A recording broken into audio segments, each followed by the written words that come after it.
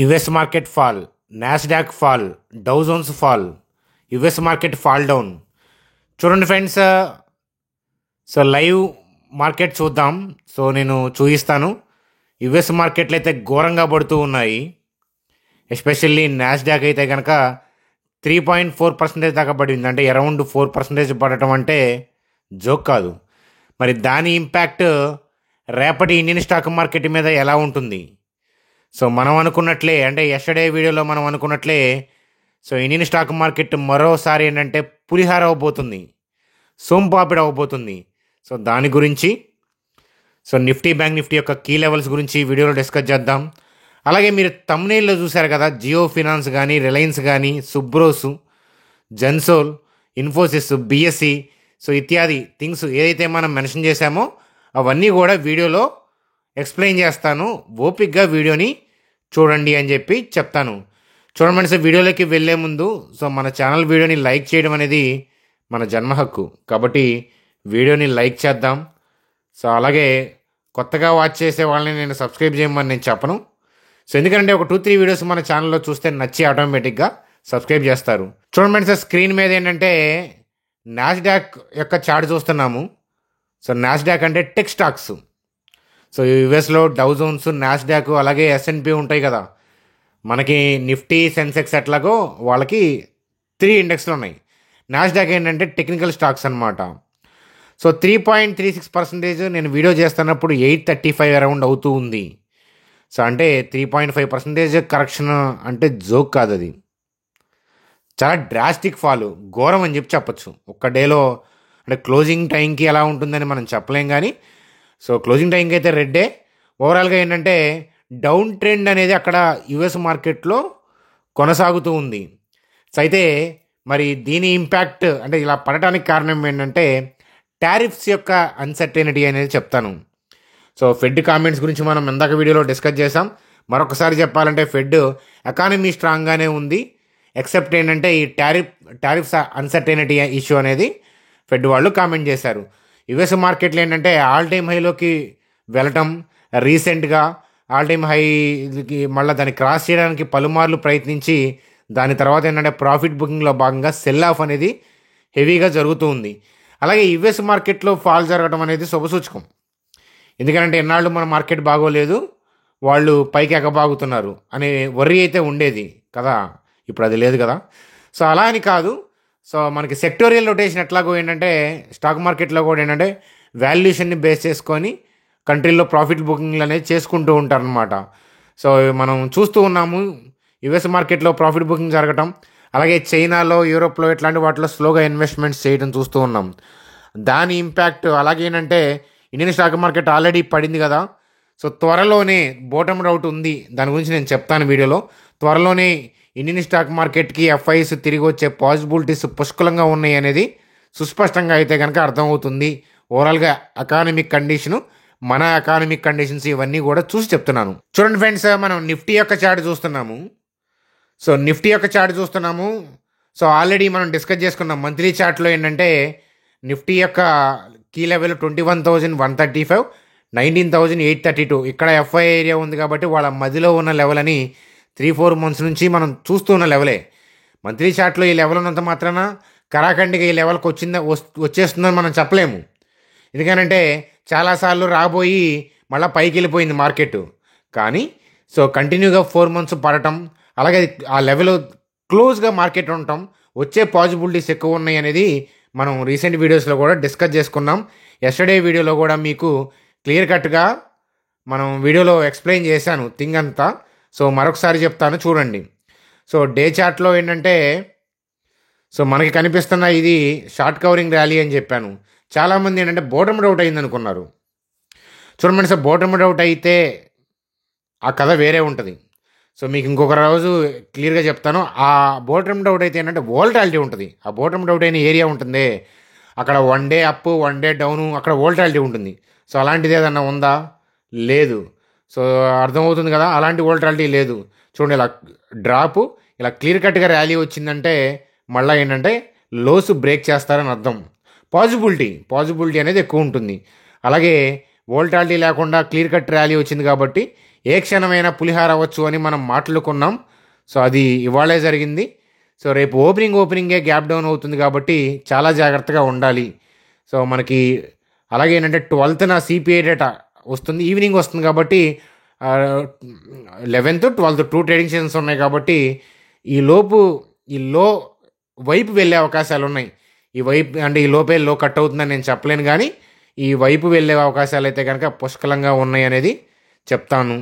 So 22,000 అయితే cut అవుతుంది అనేది నేను ఆఫ్టర్నూన్ మిరాకిల్ పాయింట్ ఆఫ్ వ్యూలోనే చెప్పడం అనేది జరిగింది. ఈ రీసెంట్లోని కట్ చేసి ఫర్దర్గా కిందకి వెళ్ళే అవకాశాలు అయితే కనిపిస్తూ ఉన్నాయి, కానీ మార్కెట్ని బట్టి చూసుకుంటూ ఉండాలి. మన సిపిఐ డేటా 12th వచ్చిన తర్వాత 13th మూమెంట్ అబ్జర్వ్ చేయాలి అనేది చెప్తాను. కాబట్టి ఇప్పుడు చెప్పేది అనాలిసిస్ మార్కెట్ యొక్క డైరెక్షన్ థింగ్ అంతా కూడా ఆ సిపిఐ డేటాకు ముందు వరకు మనం చూడొచ్చు అనమాట అది. సో కాబట్టి ఎర్లీ మూమెంట్లో ఓపెన్ అయినప్పుడు ఏదైనా హైయర్కి అంటే ఓపెన్ అవ్వగానే ఎగబడద్దు దాని మీద. ఓపెన్ అయిన తర్వాత లిటిల్ బిట్ బౌన్స్ వస్తే బౌన్స్ వచ్చిన తర్వాత ఎక్కడి నుంచి డిప్ అవుతుంది అనేది చూడండి. అలా అలా ఉపయోగపడుతుంది. కానీ ఓపెనింగే మనకి 2% 3% డౌన్ అయ్యి ఓపెన్ అయింది అనుకోండి. సపోజ్ ఒక 2% డౌన్ అయ్యి ఓపెన్ అయిన తర్వాత ఇమీడియట్గా వెళ్ళి మీరు సెల్ ఆఫ్ కొట్టినా ఇంట్రాడే పాయింట్ వాళ్ళకి ఏంటంటే ఇబ్బంది పడే అవకాశాలు, స్టాప్ లాస్ ఇట్టే అవకాశాలు ఉంటాయి అన్నమాట. ఎప్పుడైనా గుర్తుపెట్టుకోండి, ఇంట్రాడే నేను చేయమనను, F&Oకే నేను అసలు వద్దని చెప్తాను. కానీ జాగ్రత్త ఏంటంటే ఎప్పుడూ కూడా ఫస్ట్ 45 minutes అన్నా కూడా మార్కెట్ని అబ్జర్వ్ చేయాలి ఇంట్రాడే వాళ్ళు.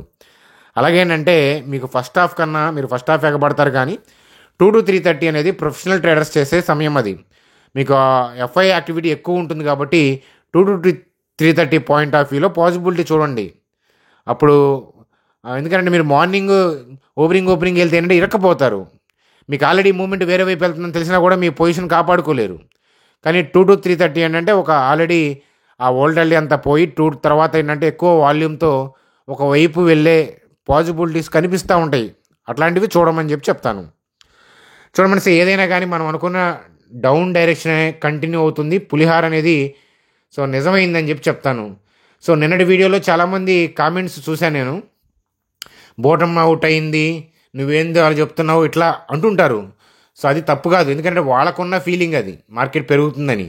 కానీ అలాంటి ఫీలింగ్ ఉంది అంటే సో ఇన్స్టిట్యూషనల్ ప్లేయర్స్కి సెల్ చేయడానికి ఈజీ అవుతుంది అని నాకు అనిపిస్తుంది అనమాట. రిటైల్ పీపుల్ ఇప్పుడైతే వాదిస్తూ ఉంటారు ఎక్కువగా, ఎందుకంటే ఇప్పుడు ఇవాళ డిప్ అయింది కాబట్టి సో రేపటి గురించి వాళ్ళకి వరీ లేదు. ఇప్పుడు ఇవాళ నేను చెప్పే అనాలిసిస్ పాయింట్ ఆఫ్ వ్యూలో మోస్ట్ ఆఫ్ ది థింగ్ ఏంటంటే నెగిటివ్ కామెంట్స్ మనం చూడలేము. కానీ సో నిన్న వీడియో చేస్తున్నప్పుడు మొన్న వరుసగా 4 days మంచిగా పచ్చగా కనిపించింది కదా. చూడండి, సో పచ్చగా కనిపించినప్పుడు రీటైల్ పీపుల్ బై మోడ్లోకి వస్తారు. కాబట్టి ఇన్స్టిట్యూషన్స్ సెల్ చేయాలంటే వాళ్ళకి ఆర్డర్లు ఈజీగా దొరుకుతాయి అన్నమాట.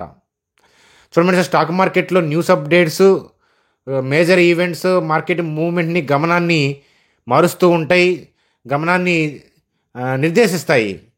దాని తర్వాత ఇంపార్టెంట్ మనం చూడాల్సింది ఏంటంటే ఒక న్యూస్ అప్డేట్ ఉన్నంత మాత్రాన బయర్ సెల్లర్స్ ఆర్డర్స్ యొక్క మిస్ మ్యాచింగ్ అనేది చాలా ఇంపార్టెంట్.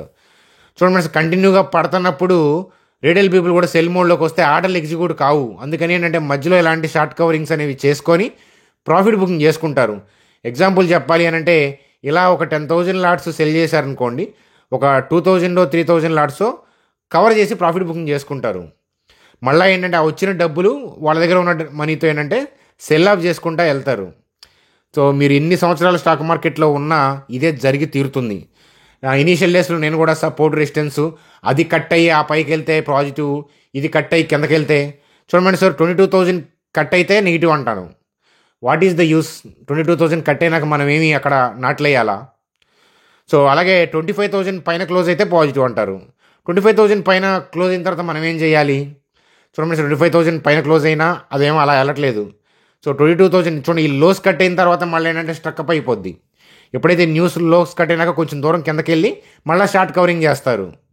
అర్థమవుతుందా? అది ఒక్క స్టెప్ ముందు మన ఛానల్ చాలాసార్లు ఉంటుంది.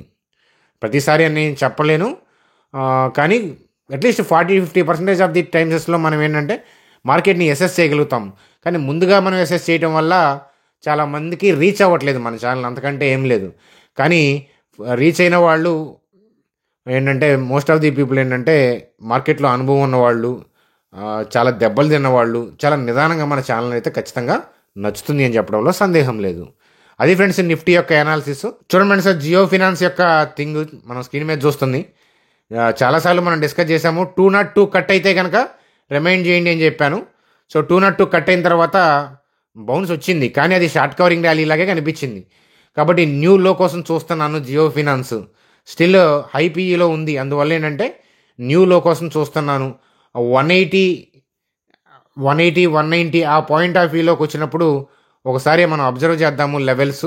దీన్ని ఐపీఓ ప్రైస్, లిస్టింగ్ ప్రైస్ కన్నా కూడా లో కట్ అయిన తర్వాత కట్ అయింది, మళ్ళీ కాస్త బౌన్స్ వచ్చింది. కాబట్టి ఇప్పుడు రీసెంట్ లోన్ కూడా కట్ అయిన తర్వాత మనం రన్నింగ్లో చూడాల్సి ఉందన్నమాట. జియో ఫినాన్స్ ఎక్కడి నుంచి బయర్ యాక్టివేట్ అవుతాడు అనేది.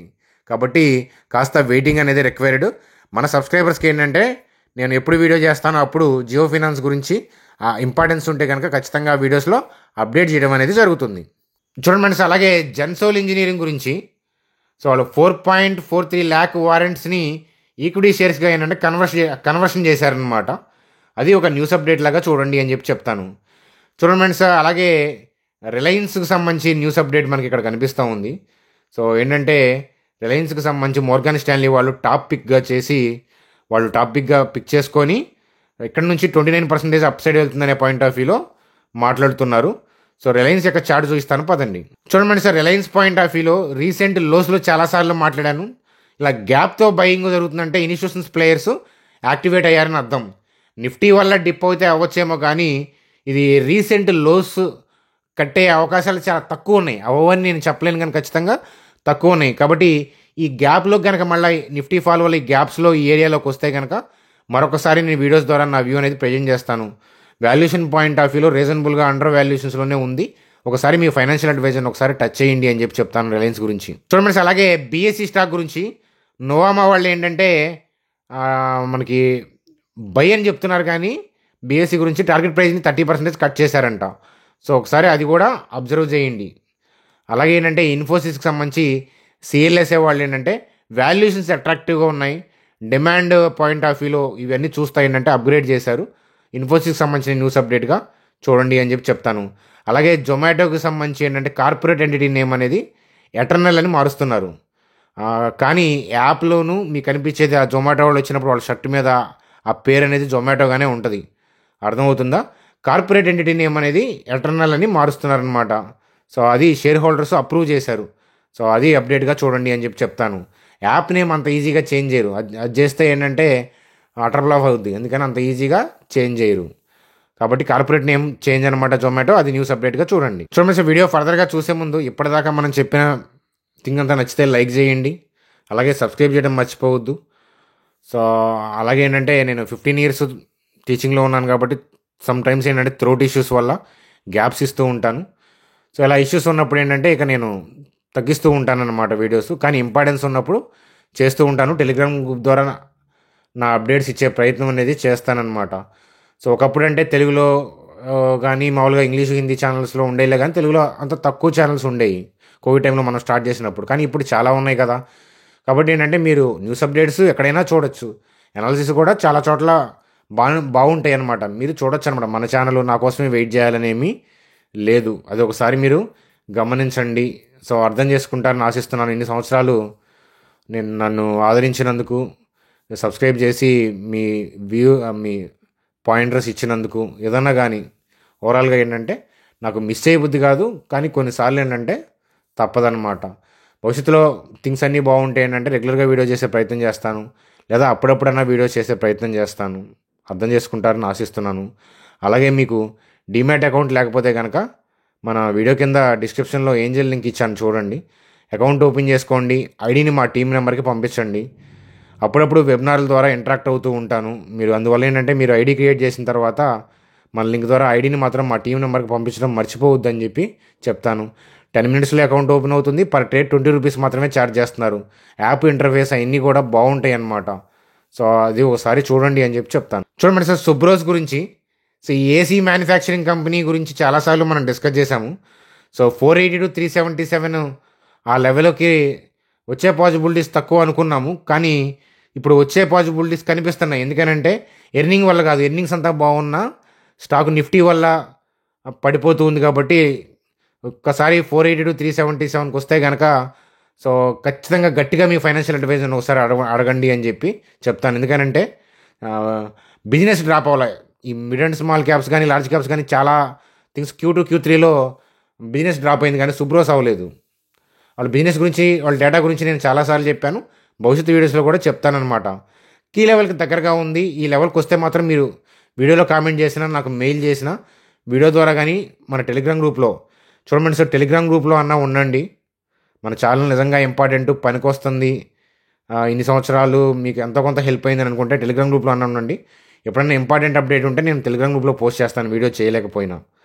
సో కాబట్టి నాకు మెయిల్ చేసినా ఈ లెవెల్ దగ్గరకు వచ్చినప్పుడు నేను ఒకసారి అబ్జర్వ్ చేసి, అసలు నన్ను అడగాల్సిన అవసరం లేదు, ఈ ఏరియాలోకి వస్తే మీ ఫైనాన్షియల్ అడ్వైజర్ని ఒకసారి కనుక్కోండి అని చెప్పి చెప్తాను, ఇన్వెస్ట్మెంట్ స్టడీ పాయింట్ ఆఫ్ వ్యూలో. చూడండి IndusInd బ్యాంకు CEO రీఅపాయింట్మెంట్ అనేది ఓన్లీ 1 year మాత్రమే ఎక్స్టెండ్ చేశారు. 3 years అని ఎక్స్పెక్ట్ చేశారనమాట. సో అయితే ఏంటంటే ఆ ఇష్యూస్ వల్ల దీన్ని డౌన్గ్రేడ్ చేశారు. చూడండి 1 year ఉంటారు కదా, ఆ లోపు వేరే వాళ్ళని ఎతుకుతారు కదా, ఎవరు లైఫ్ టైం కాదు కదా. సో అందువల్ల ఏంటంటే ఇది పెద్ద వరీ అవ్వాల్సిన ఇష్యూ లాగా నాకైతే ఏమీ కనిపించలేదు. అది ఒకసారి మీకు అబ్జర్వ్ చేయమని చెప్పి నేను చెప్పడం అనేది జరిగింది. డిమాట్ గ్రూప్లో ఇవాళ అయితే కనుక IndusInd బ్యాంక్ గురించి ఒకసారి అబ్జర్వ్ చేయమని చెప్పి చెప్పాను. సో మీరు చూసుంటే మంచిది, శుభం అని చెప్పి చెప్తానమాట. ప్రైస్లు ఏముంది, పడుతుంటాయి పెరుగుతుంటాయి, కానీ బిజినెస్ పాయింట్ ఆఫ్ వ్యూలో మంచి గ్రోత్ అనే ఉన్న గ్రోత్ పాయింట్ ఆఫ్ వ్యూలో IndusInd bank one of the top picks అని చెప్పి చెప్పొచ్చు అనమాట. ఒకసారి నేను చెప్పే అన్ని వీడియోలు అన్ని వ్యక్తిగతమైన అభిప్రాయాలు కాబట్టి మీ ఫైనాన్షియల్ అడ్వైజరు వాళ్ళ ఒపీనియన్ చూడండి. నేను ఎందుకంటే ప్రోస్ కాన్స్ చెప్తాను కాబట్టి వాళ్ళ దగ్గర కూడా వ్యూ తీసుకోండి, ఎందుకంటే డెసిషన్ తీసుకునే ముందు వాళ్ళ వ్యూ అనేది తప్పనిసరి అని చెప్పి చెప్తాను. సో అది ఫ్రెండ్స్, ఇన్నాళ్ళు ఆదరించినందుకు థ్యాంక్స్. భవిష్యత్తులో మరి ఎలా చేస్తాను వీడియోస్ అనేది అది నేను చెప్పలేను. మీ ఇన్నాళ్ళు ఇన్ని సంవత్సరాలు ఆదరించినందుకు థ్యాంక్స్ అనమాట. Bye friends, good night.